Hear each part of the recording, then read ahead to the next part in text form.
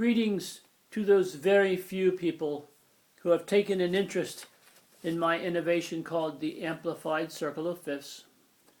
Over the many years I developed this revised circle of fifths, and I'm doing this video only because in the last video it ran too long and there's so much to say about this, but I wanted to tell you the things that I forgot.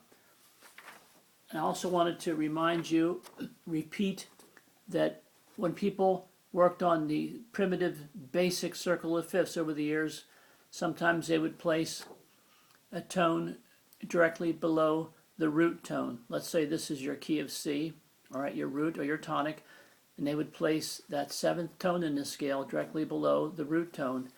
Well, that's a contrived placement. It doesn't belong there, because if you put it there, you cannot make a sensible chart. At least I couldn't. I tried. So I put, for example, let's say we have the tonal center of C in your major data ring, right? Let's put our little handy quadrant maker up there. See, I put the B here, all right? I put the B right there, not here in the middle, because if you put it anywhere else, it's likely not going to work. Now, the thing I really wanted to bring up that I couldn't fit in the last video was the fact that I showed this chart. I showed how you can find your scale tones by using this chart. You can review that if you want to, but I did not have time to mention that on this particular example, all right, I used, let's say I used the major data ring, all right, I took the tones of these three major chords, I mapped it out, and I found that your scale tones fall within this pink or red border. All right, so what we got here was a B flat major scale, and the relative minor of that B flat would be the G minor. Now I call it the G minor 3 scale. That's how it works in my system, but you might call it simply the relative minor, a B flat, or you might call it the natural minor. You might call it G natural minor. But see what happened when I used that major data ring?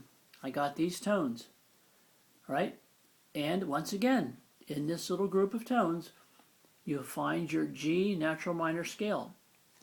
Now, I didn't have time to show you to compare that, all right, with the G major scale. Now, over here, if you take your minor data ring and you map out the tones of each of these chords, each of these minor chords, you'll get what you see in the green border. That's your G major scale tones, or you could say your E minor scale tones. In other words, that would be an E natural minor, or you could call it the relative minor of G. So you see what you have here? When you use your major tones to find your scale tones, when you use your minor chords from your minor data ring to find your scale tones, you get two different things. So I wanted to show you here. You can get your G minor scale from this setup.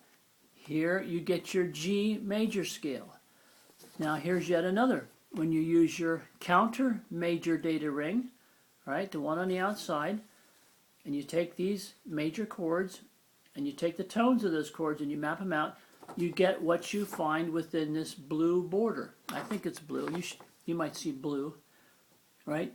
And you see again here, you get the tones of the G major scale and the relative minor, the E, which you might call a natural minor, or simply the relative minor of G.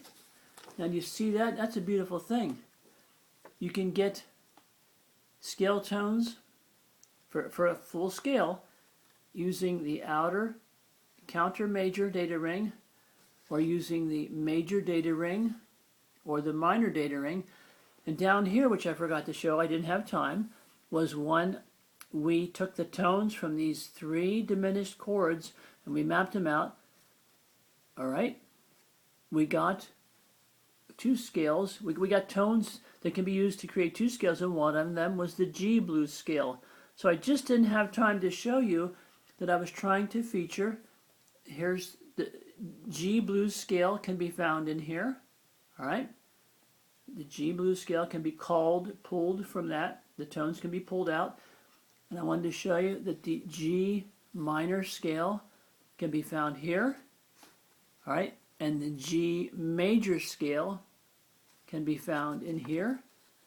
And also the G major scale can be found with this setup. That's what I wanted to show you. I just didn't have time. There's so much more to talk about, but I don't think a lot of people are interested in this, because nowadays everything's electronic. There's instant gratification. You can use your computer to make music. You don't even have to know music. You don't even have to know theory. You don't really have to know much at all. You just can use intuition, use your ear, and you don't have to bother with theory. But theory's a great thing.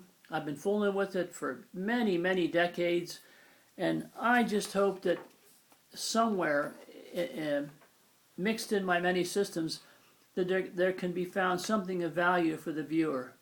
I hope somebody gets some benefit. And that's it. I just wanted to say the things that I missed before, didn't have time for, and that's it. So have a great day, and I hope to see you soon.